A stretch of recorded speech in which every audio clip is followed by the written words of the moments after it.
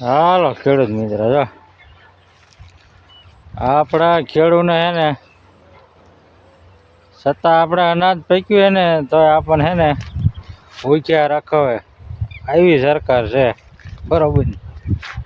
આવી સરકારને પાધરી કરી હોય તો હે ને બહુ હરખું આપણે હે ને ભેગું મળીને ખેડૂને કામ કરવું પડે. આમાં હું પછી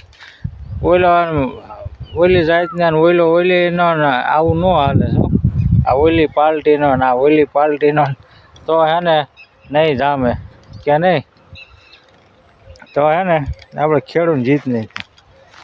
એટલે હે ને તમને એક હમણાં વિડીયો મૂકું, પરવીન રામનો હોત, બહુ જોરદાર ભાષણ છે, બરોબર? ખેડૂત વિચે છે ને પરવીન રામનું જોરદાર, એમ મજા આવી જાય. અને વાત એવી જોરદાર કરી, બરોબર? હવે એ કે આપણા ખેડૂતના ઓલામાં થાંભલા ખોળે, બરોબર? ખબર જ છે થાંભલા ખોળે અંધાય નહીં, બરોબર? પણ હે ને આ જે સરકારમાં છે ને એને એકને નથી ખબર, એને નથી ખબર. પછી આપણે એને મત દીધો ને મત, બરોબર ને? મત દઈને છૂટીને ગયા એને નથી ખબર. એટલે બોલો, એટલે એવું જ કહેવાય ને. નકતો એવડે બધા ભેગા થઈને એમ ન કે ભાઈ આનું વળતર દઈ દો, આમ છે ને તેમ છે ને બધું પતાવે નહીં. એટલે નથી ખબર તો જ ને, એને મત લેવાની જ ખાલી ખબર હોય. જેટલા ધારાસભ્ય છે ને ભાજપમાં વી ગયા ને ખાલી મત લેવાની જ ખબર હોય. પાછા અપક્ષમાં ધારાસભ્ય એનું જ બહુ એટલું બધું એટલે હાલવા ન દે, ઝાઝા થઈ જાય હું અહીંયા, એટલે ન હાલવા દે, બરોબર ને? એ ઝાઝા થઈ જાય એટલે આવા બે ત્રણનું હાલવા ન દે. ને આવડા બે ત્રણ બર કરે પણ એનું હાલે નહીં, ઓલા થઈ જાય ઝાઝા. અને ઝાઝાનું પાછું એક જ પાસે હાલે નહીં કાંઈ, બરોબર? એટલે 1000 આવું છે, બરોબર ને? એટલે હે ને જેમ બને ને એમ ખેડૂને ટેકામાં બધે રહેવાનું. પણ હે ને આપણા ખેડૂત એક આ ભૂખ હડતાલનું કરે છે ને એ એક આપણને ગમ્યું નહીં. પણ હવે જે થયું એ બરોબર. આ જેતપર ગામે ખેડૂએ આપણે ભૂખ હડતાલ ઉપર ઘણા બેઠા, બરોબર?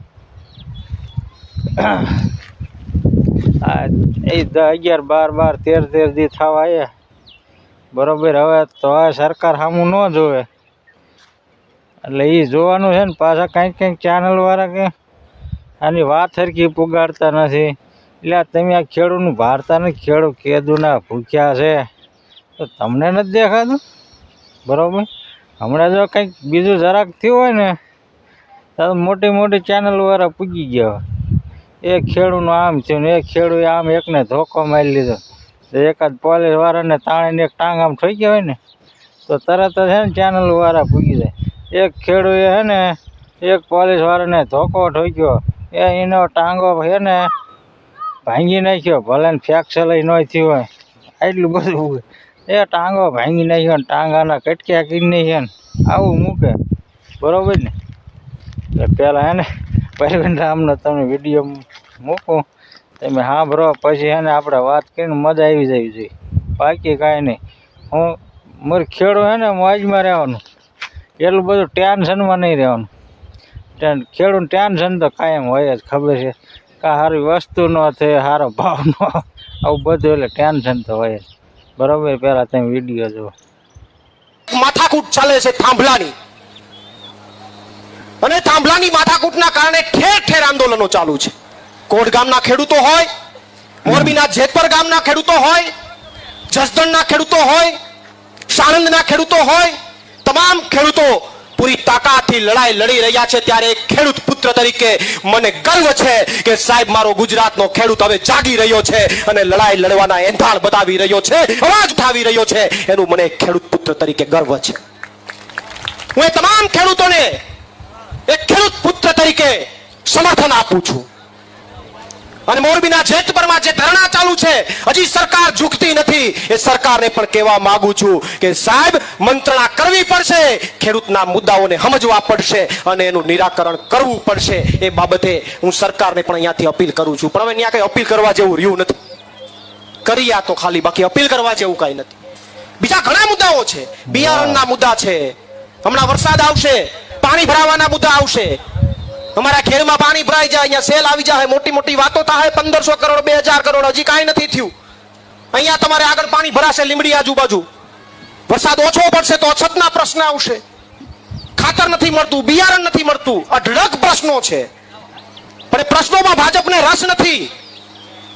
હમણાં માનની વિક્રમભાઈ એવું કીધું કે ભાઈ આપણા પૂર્વજો છે એ પાળિયા બની ગયા, આપણા પૂર્વજો પાળિયા બન્યા ને આ ભાજપ વાળા મારા દીકરા થાંભલા બની ગયા છે. આપણા પૂર્વજો પાળિયા બન્યા ને આ થાંભલા બન્યા. એને થાંભલા નાખવાનું તમારે પણ અહીંયા આવવાનું છે. એ નવું મૂવી થાંભલાનું, એટલે તૈયાર રહેજો અત્યારથી. માપણી બાપણી થઈ ગઈ છે ને, એવું કઈક થયું છે. આ થાંભલા હું કામ નાખ્યા ખબર? આપણે બધા એમ કીધું કે આ ભાજપ વાળા અભણ છે તે ઉપરથી એક યોજના આવી કે ભાજપ વાળાને ભણાવો, એટલે પેલા નકશો દોરવાથી શરૂ કરી. નાના છોકરા હોય પેલા નકશો દોરે, એટલે ભાજપ વાળા કે પેલા આપણા નેતાને ભણાવો, એટલે ખો લાઈન પસાર કરીને ગુજરાતમાં આખો નકશો બનાવવા નીકળ્યા છે, શીખવા નીકળ્યા. અને બીજું એક થાંભલા એટલા માટે નાખે છે કે આપણે કહેતા હતા ગરમી મારી નાખે છે, આપણા ખેતરમાં થાંભલા નાખ્યા કે લ્યો ઉપર ચડીને હવા ખાવ મોજ કરો, હવા ખાવ ને મોજ કરો. એક ભાજપના નેતા, તમને ખ્યાલ હશે, દેશ લેવલના નેતા આપણા ગુજરાતના, એ ભૂતકાળની અંદર એવા ભાષણો કરતા કે અમારી ગુજરાતની રાજ્યનો સરકારનો વિકાસ જુઓ, તમારે જોવો હોય તો થાંભલામાં કે હળિયા છે ને પકડીને ટેસ્ટ કરો. મારે એને કેવું છે કે બાપા અમારે નથી જોવા, તમે બધા આવો ને હળિયા પકડો ટેસ્ટ કરો. અમારા હળિયા અહીંયા અમે એમને ફાંસિયા ચડી ગયા છે. જોયું ને, બરાબર ને? એટલે વિપક્ષ વાળા હે ને, પાર્ટી વાળા આવા જ બોલે જોઈ અને કડક જોઈ, બરોબર? ભાજપ વાળા જ્યારે હતા ત્યારે કેવું બોલતા હતા ખેડૂત નામે, ખબર છે ને?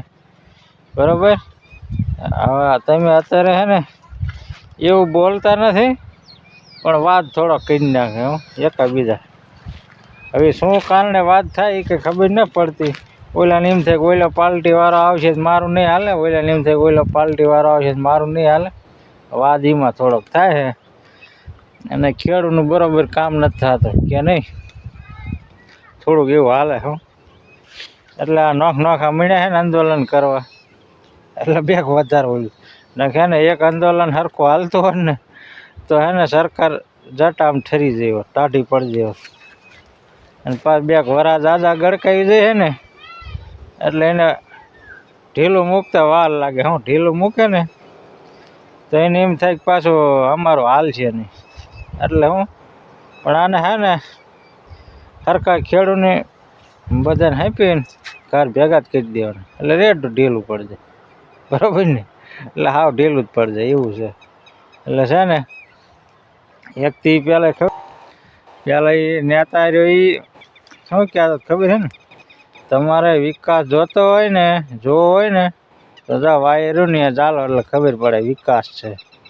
એટલે બોલો, ત્યાં થાંભલા નાખે હરાવી ખેડૂતની વાડીઓમાં, ખેતરોમાં ને બધે, અને એને 2-5 વીઘા હોય ને એમાં નકરા થાંભલા જ નાખે. આ એનો વિકાસ. પણ એ હે ને એ જે નેતા કહેતો ને એને એને જ તારે અડાડે, ભાઈ તું પહેલાં તમારો વિકાસ જોઈ લે કેવો છે, કે તાર જઈ લે પહેલે જોઈ લે, હતું ને ભાઈ તમારો વિકાસ કેવો હાલે ખબર હે ને. એટલે હવે હે ને ખેડૂત એક બીજી વાત કરું, આપણે ખેડૂત હે ને બને ને ત્યાં લાગે ભૂખ હડતાલમાં નહીં ઉતરવાનું, બરાબર? ભૂખ હડતાલમાં ઉતરવાનું નહીં, ઉતરવું હોય ને તો આ નેતા ઘોડે ખોટું બોલવાનું. હાલ એમ ભૂખ હડતાલ હે ને પડખે જઈને ધરીને ખાઈ લેવા, બરાબર ને? આ નેતા આખી જિંદગી ખોટું જ બોલે, બરાબર? એ તમને એમ આમ કામ કરી દઈશું, આમ વિકાસ કરશું ને આમ કરશું, અરે નહીં એક પાવલી ભાગે હરખું, બરાબર? એ માયલું કાંઈ ન હોય, પછી શું કે ખબર આવતા 5 વર્ષ ફરીને જીતાડો ને તો ત્યારે કામ થાય, બરાબર? તો આમ પાણી આવશે ને આવે, એટલે એને આપણે એ પ્રમાણે સમજી જવાનું. આપણે સાચા બહુ થઈ જાય ને એમાં આપણા હે ને ફાવે છે, એ કેમાં ખોટું હાલે એ જ પ્રમાણે આપણે હાલવાનું, તો જ આપણને હરખી મજા આવે, બરાબર? આપણે એમ કીધું ને સંપલ નહીં પહેરવાના, બરાબર? આપણે ખેડૂત એમ કહે ને હું સંપલ નહીં પહેરું, આ સરકાર કાઢ્યા વગર, પણ એ સંપલ નહીં પહેરવાના, પણ આપણે હે ને લુગડા બુગડા પાટા બાટા ગમી બાંધીને રખડવાનું. આવું બીવી નહીં એવું આવું ઉઘાડ પગ દેખાડીને નહીં રખડવાનું, બરાબર. સંપલ નહીં પહેલાં આપણે સંપલ નહીં પહેરવાની. ગમી મેં સંપલને ના પાડી, જોડાને થોડી ના પાડી, જોડે પહેરીને રખડો. એટલે આવું બધું કઢાય આપણે બહુ સાચા પડી જાય. હું અને આવડાને હે ને એ માયલું કાંઈ છે નહીં, શરમ તો થાતી છે નહીં જરાય. તમે જોયું ને રામ મંદિરમાં એટલું સોરી ગયા, એટલું હે ને થાપ મારી લીધી, કટકી કરી લીધી, તો હે ને યોગી આદિત્યનાથ ને આ બધા હે ને આ મૂળના ઓલા વિપક્ષ વાળાને એમ કે જાણે તમે આમ દઈ ગયા, બોલો આવું બધું કહે. એટલે હે ને કટકી કાયમ કરતા હોય ને એને માથે આમ કોઈક માણસ સાચું કહે ને એટલે એને બળતા અંધાઈને પડે. હા કાયમ કટકી કરવા વાળા જ છે. રામ નામનું નામ મુકતા હવે તમે જોઈ લીધું ને, આવું છે તે. હાર વાલા મિત્ર હે ને સમજીને થોડા ટેક આમ રહ્યા.